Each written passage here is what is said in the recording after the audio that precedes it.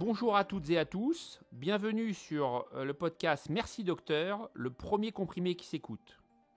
Nous sommes déjà à l'épisode 8 et je veux remercier toutes nos auditrices et nos auditeurs car vous êtes de plus en plus nombreux à nous suivre sur les plateformes de streaming, Apple Podcasts, Google Podcasts, Spotify, Deezer, mais aussi sur YouTube. Aujourd'hui, il s'agit d'un numéro spécial fête de fin d'année qui va aborder le flop 5 des examens inutiles en pathologie digestive. J'ai voulu faire cet épisode spécial car je vois de plus en plus de patients en consultation de gastro-entérologie pour des symptômes digestifs qui font des examens biologiques qui sont totalement dénués de valeur scientifique. Alors pourquoi les patients font ces examens et on voit une explosion un petit peu du nombre de ce type d'examen? Eh bien, il y a bien sûr la prescription, souvent d'un naturopathe. Il peut y avoir la pub de certains laboratoires. Il peut y avoir aussi un effet mode entre une information qui est transmise par un collègue ou un ami. Et puis, il y a bien évidemment la force des réseaux sociaux. Donc, au vu de tout ça, et pour aider le grand public à y voir clair dans les tests utiles et ceux qui sont inutiles, j'ai pensé qu'une émission spéciale s'imposait. Pour établir ce classement du flop 5 des examens les plus inutiles en gastro-entérologie, je me suis basé sur la fréquence de réalisation de ces examens. Ça correspond à ce que je vois tout simplement en consultation. Au coût de l'examen, c'est des examens qui oscillent entre 200 et 400 euros. Et puis également leur degré d'inutilité, parce que là aussi on peut imaginer qu'il y a des examens encore plus inutiles que d'autres.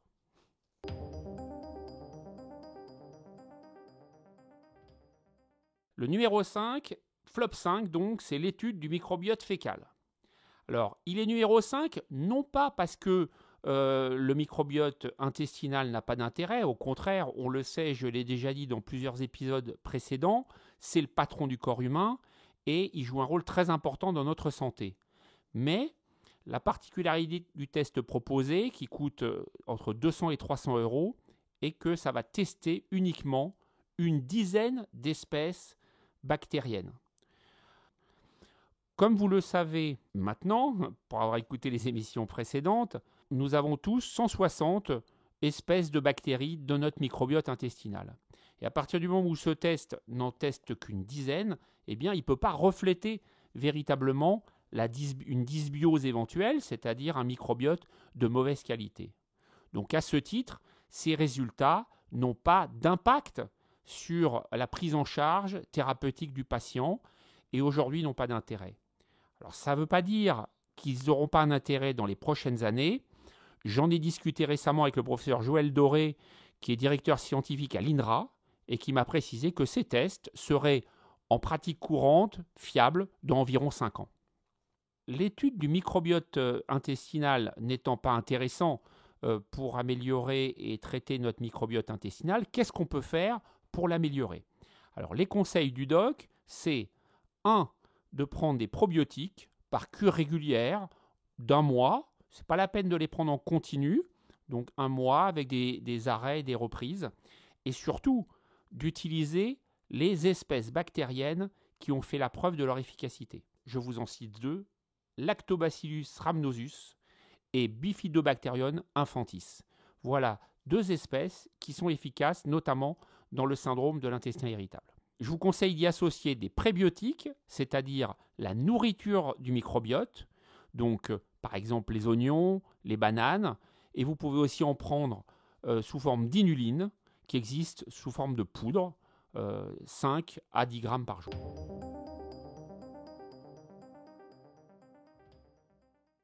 Alors on passe au flop 4 de notre classement, la sérologie de Candida albicans. Alors qu'est-ce que c'est?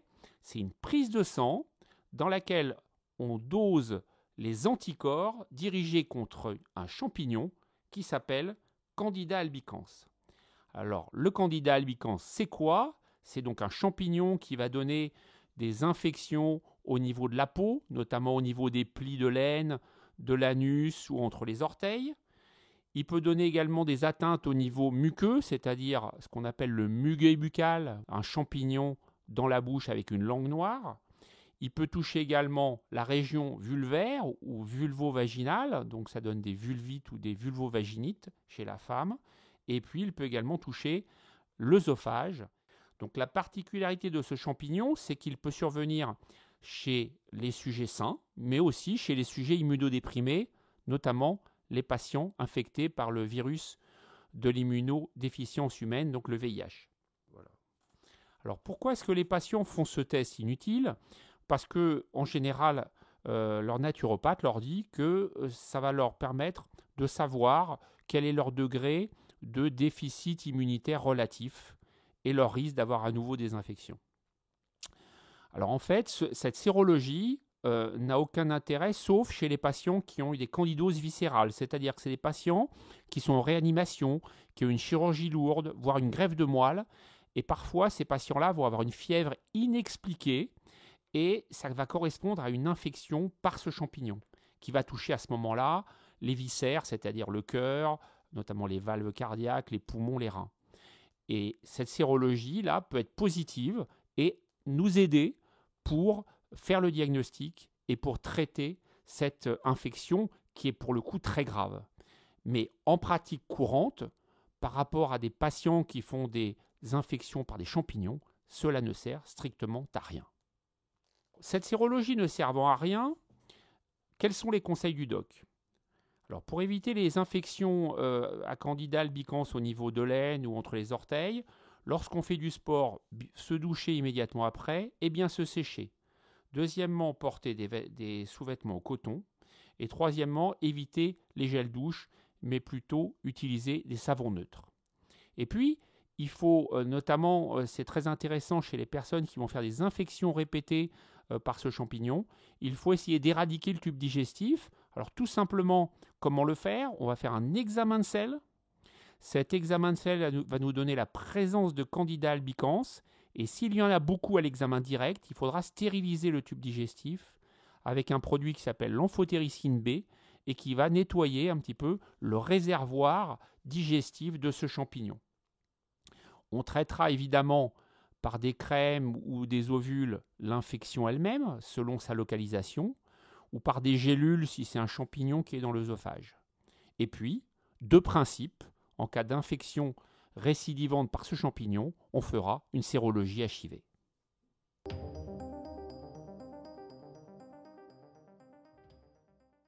Alors nous arrivons tout de suite au flop 3 qui concerne la fameuse intolérance au gluten, donc la maladie cœliaque. Donc c'est un problème très important puisque, comme vous le savez, pour avoir écouté l'épisode 2 de mon podcast, enfin je l'espère en tout cas, ça touche 600 000 Français, dont 20% sont diagnostiqués aujourd'hui. Alors, il existe un test qui est un autotest qui consiste à prélever une goutte de sang au bout du doigt et avec cette goutte de sang, de rechercher la présence d'anticorps antitransglutaminase, qui sont les anticorps spécifiques de cette maladie. Le problème, c'est que cet autotest ne dépiste pas tous les anticorps et donc le patient peut avoir un résultat faussement négatif. D'ailleurs, il faut préciser que ces tests sont certifiés NF, mais en fait, c'est une auto-certification qui est réalisée par les industriels eux-mêmes, sans validation par les autorités sanitaires.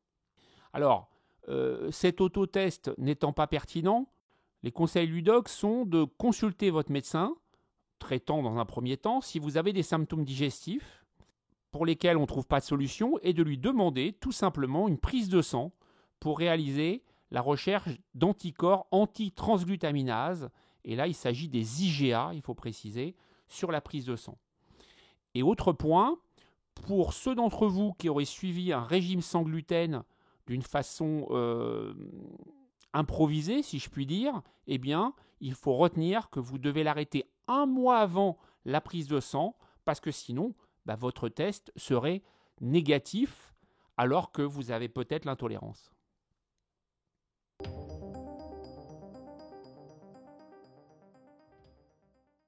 Notre flop 2, c'est le test dit de perméabilité intestinale.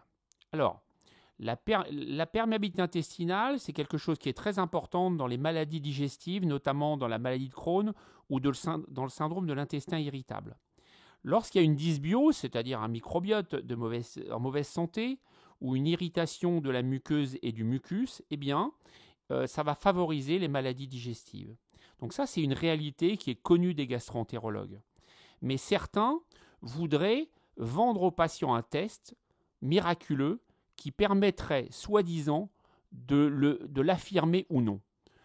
Ce test consiste à ingérer des molécules et ensuite à doser dans les urines ces mêmes substances. Et en fait, ce test, premièrement, il n'a aucune validité scientifique et deuxièmement, son résultat va avoir aucun impact sur le traitement que va avoir le patient. Alors, en aval de ça, bien évidemment, on essaye de vendre aux patients un traitement miracle de ce trouble de la perméabilité intestinale, notamment de la glutamine, mais là encore, malheureusement, eh bien, cela n'a jamais été démontré dans aucune étude scientifique. Donc ce test de perméabilité intestinale n'a aucun intérêt. En revanche, le conseil du doc, c'est que si vous avez des symptômes digestifs et que vous hésitez à faire une coloscopie, demandez à votre médecin de faire un dosage de la calprotectine fécale, qui est un dosage extrêmement fiable et qui permet de savoir si les symptômes que vous avez sont plutôt en faveur d'une pathologie fonctionnelle, c'est-à-dire d'un syndrome de l'intestin irritable ou d'une intolérance alimentaire, ou plutôt en faveur d'une maladie inflammatoire, en particulier la maladie de Crohn. Là, c'est un vrai test qui a un vrai intérêt et qui pourra vous permettre d'avancer dans la solution de votre problème.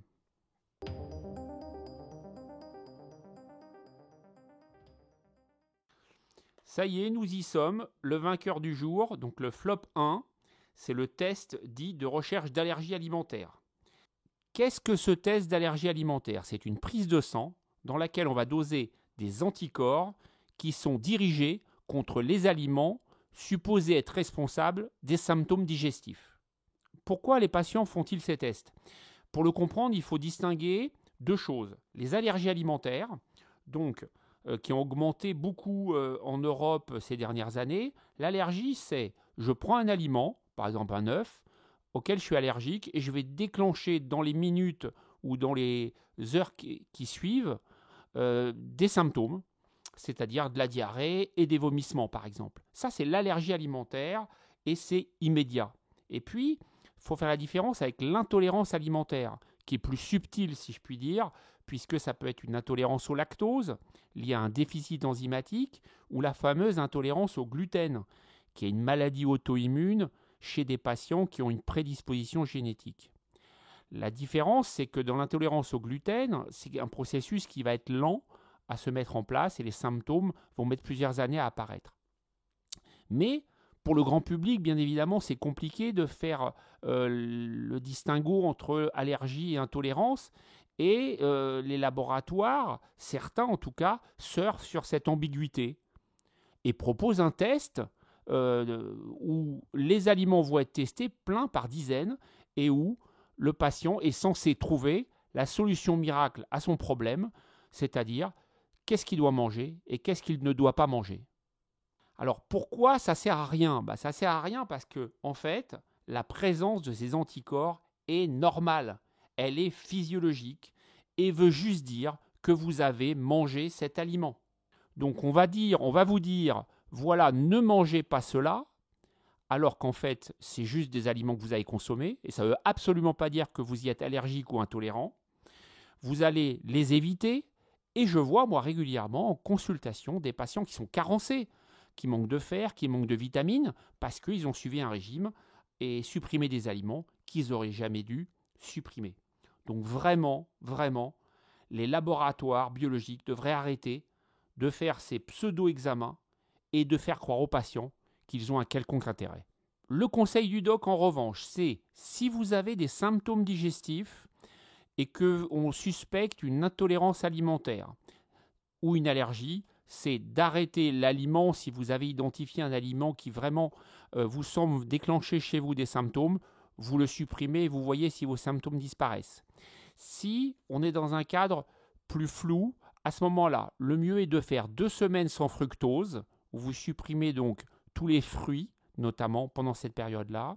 Et moi, je fais ensuite une deuxième période de 4 semaines sans fructane, où là, je vais enlever le blé et certains légumes. Et donc, en procédant avec ces 2 phases de régime, d'éviction alimentaire de 2 puis 4 semaines, on va savoir d'une façon précise ce à quoi vous êtes intolérant. On va pouvoir ainsi orienter votre alimentation et ça va vous éviter donc de faire ces tests inutiles et coûteux.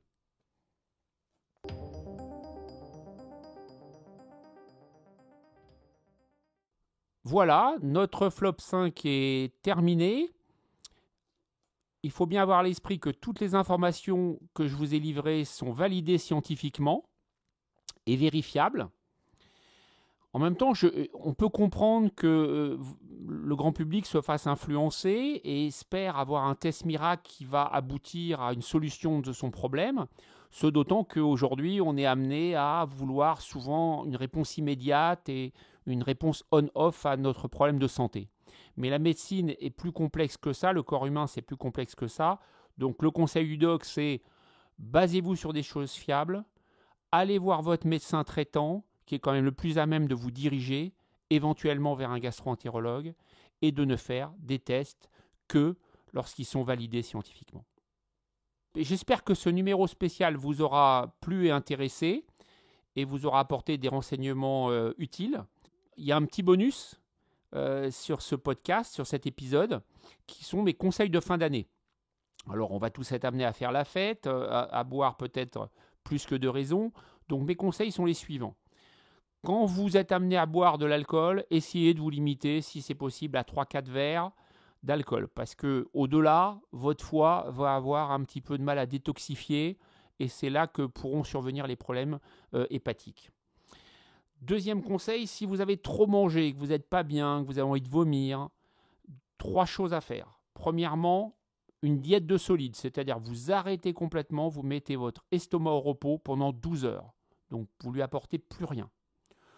Bien sûr, vous continuez à vous hydrater, donc à boire de l'eau tout simplement. Et puis troisièmement, vous prenez un demi-citron ou un citron entier que vous pressez dans un grand verre d'eau et vous allez boire ça. Ça va vous apporter de l'acide citrique et l'acide citrique a comme particularité d'être un grand stimulant, un booster pour l'estomac et il va vider l'estomac de son contenu et entraîner un soulagement immédiat. Voilà pour mes conseils de fin d'année. N'oubliez pas que si vous avez des questions à me poser, vous pouvez m'écrire à mercidocteur.podcast@gmail.com. Vous pouvez nous retrouver donc sur toutes les plateformes de streaming, Spotify, Deezer, Apple Podcast, Google Podcast, mais aussi sur YouTube. Je vous souhaite de très bonnes fêtes de fin d'année et à très bientôt à toutes et à tous.